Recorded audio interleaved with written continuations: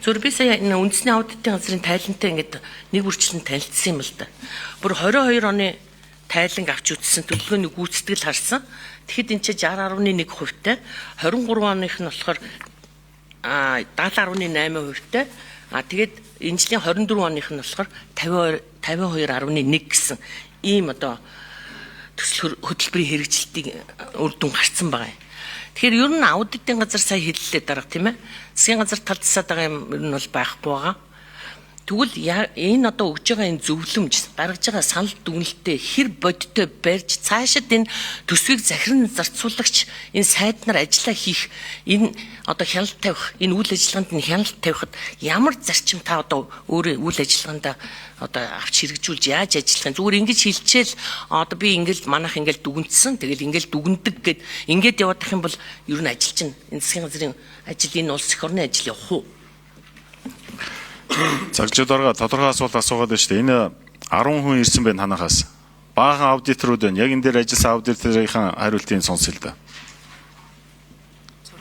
6 номер. Хэм бэ?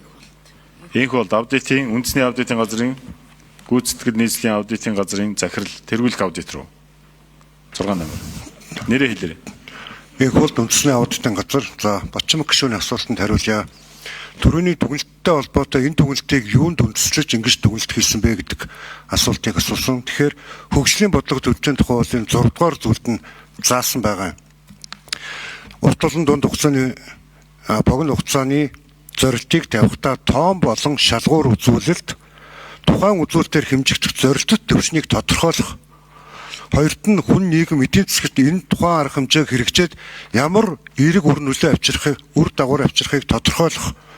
За тэгээд санхүүгийн доод захиусуртаа уялдуулан наривчлан улсын хөрөнгө оруулалтын хөтөлбөрт хавсрах ёстой гэдэг ийм үзүүлэлтүүдийг хангаагүй учраас иж бүрнээр нь төлөвлөж чадахгүй байна. Ийм учраас ийм дутуу төлөвлөсөн ажлыг бид нар энэ шалгуур үзүүлэлтийн дагуу үнэлэх болцоогүй байна гэдэг ийм дүгнэлтийг хийгээд энэ шалгуур үзүүлэлтүүдийг тэргүүлэх чиглэл улсын төсвийн хөрөнгө оруулалтын хөтөлбөр